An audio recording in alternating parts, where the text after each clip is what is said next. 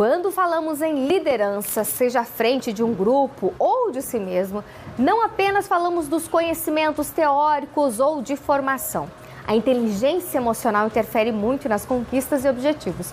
Por isso, hoje eu recebo aqui a nossa maravilhosa mentora de líderes, Eliane Gavasso, para a gente conversar, gente, sobre a importância da espiritualidade na liderança. Boa tarde, Eliane. Tudo bem contigo, linda? Boa tarde. Tudo bem com vocês duas aí? Estamos bem, graças a Deus.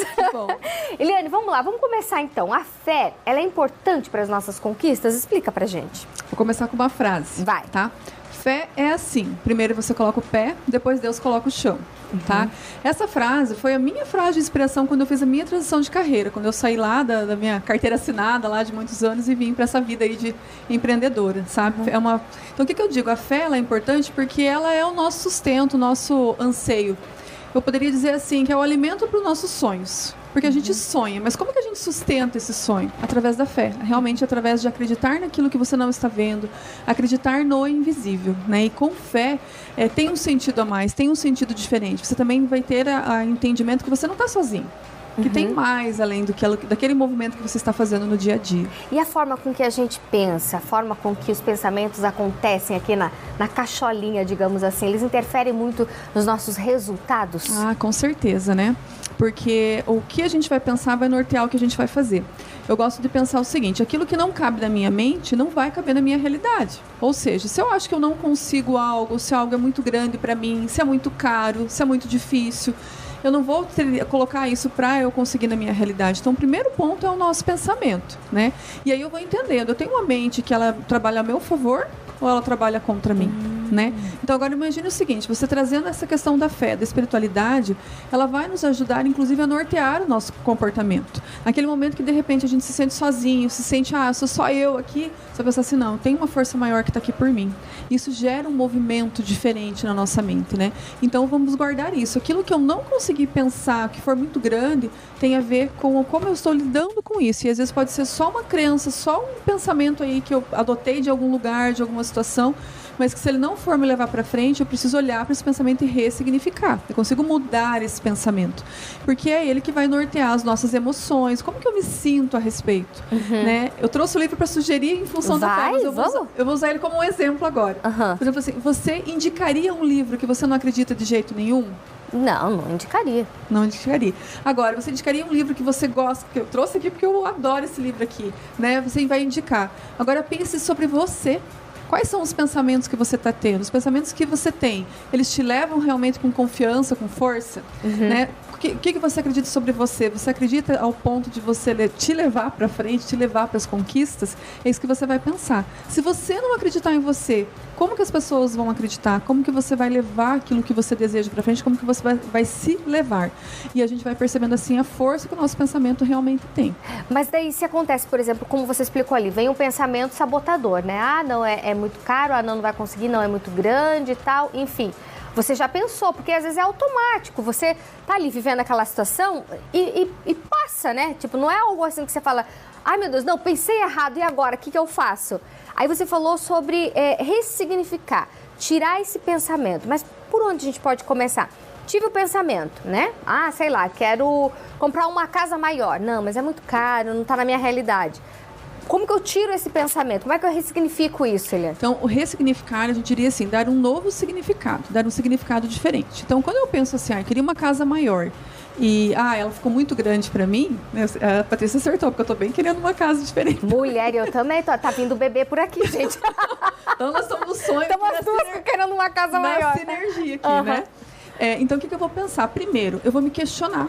Tá? O que é bacana? Porque de repente assim, sem a gente ter esse entendimento de que a gente pode questionar o nosso pensamento, a gente fica no automático. A partir do momento que a gente começa a pensar assim, mas por que outras pessoas têm uma casa maior e eu não posso ter? Por que eu não posso? E a gente começa às vezes a identificar que é simplesmente uma programação que veio.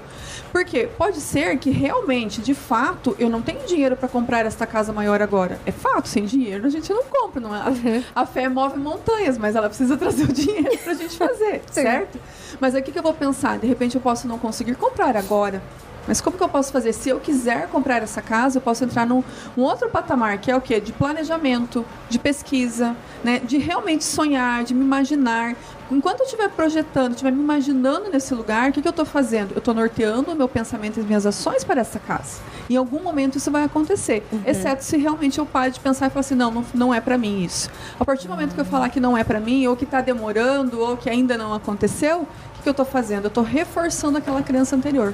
Então é isso que eu preciso pensar. Então, assim, sempre é possível, né, desde que a gente se organize para aquela situação.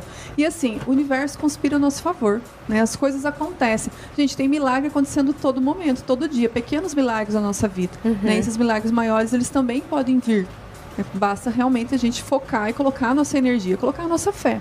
Isso, e a gente sempre que fala, nesses temas, a gente fala também do autoconhecimento, né? Você se conhecer, você conversar com você mesmo, com os seus pensamentos. Mas como que eu posso trabalhar, Eliane, esse autoconhecimento, essa espiritualidade no dia a dia? Então, quando a gente fala de fé, eu acredito que a gente acaba associando a uma espiritualidade, uma religião, né? Mas quando a gente fala de fé, a gente sabe que também tem pessoas que não têm uma religião específica. A espiritualidade, ao meu ver, ela pode ser vivida de várias formas, né? Então, quando a gente associa o autoconhecimento, é a gente começar a fazer, como eu falei agora há pouco, a gente começar a se questionar, a gente começar a se perceber, a gente, às vezes, usar realmente auxílios de ferramentas para perceber como que a gente funciona, né? A gente fazer um trabalho com relação a isso, então isso vai nos ajudando.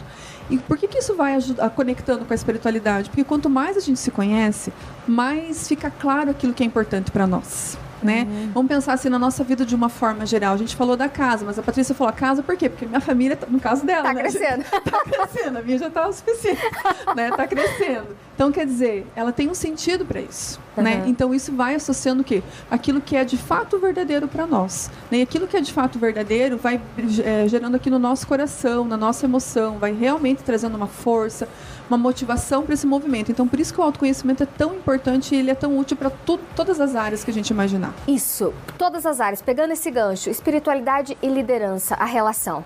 Olha só que interessante a gente falar isso, gente, porque não é tão falado, né? E é um assunto, assim, muito bacana da gente associar. Por quê? Porque tudo isso que a gente falou é importante para o líder. Primeiro, para o líder, ele ter a vivência dele, né? O sentido dele, o sentido do que ele faz. Nossa, hoje eu tô com força falando de fé aqui. O sentido do que ele faz, assim, sabe? Ter aquilo interno, realmente, aquele brilho de falar assim, nossa, eu sei o que eu tô fazendo aqui nesse meu papel. Acho que esse é o primeiro ponto. Então, esse líder se conecta, ele se abastece espiritualmente, né? Como é bom quando a gente tem um momento espiritual, seja às vezes num lago, numa igreja, né, num momento de partilha com as pessoas, numa conversa. Então, tudo isso, esse líder vai levar dentro dessa energia dele lá para o trabalho.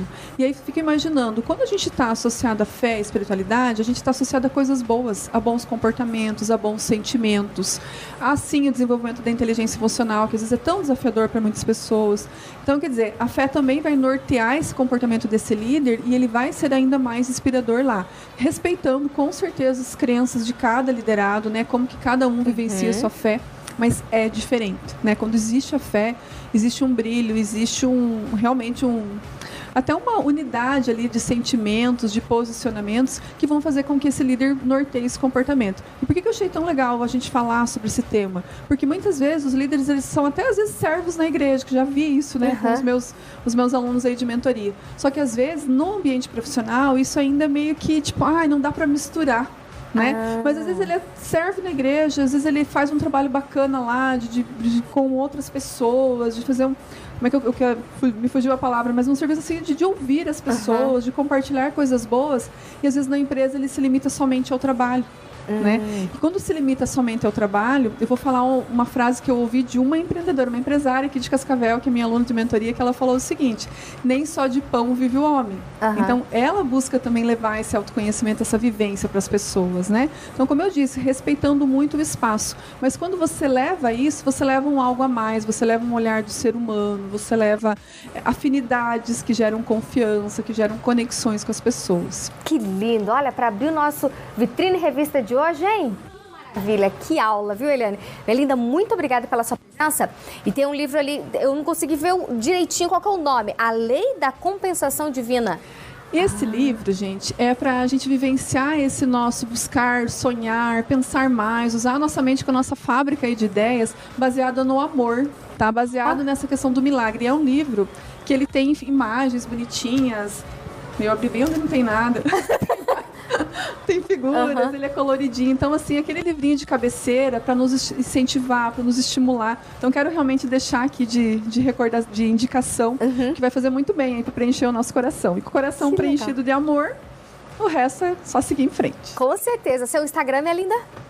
Eliane Gavasso, @elianegavasso.oficial. Perfeito. Muito obrigada mais uma vez e até uma próxima. Eu que agradeço. Até a próxima.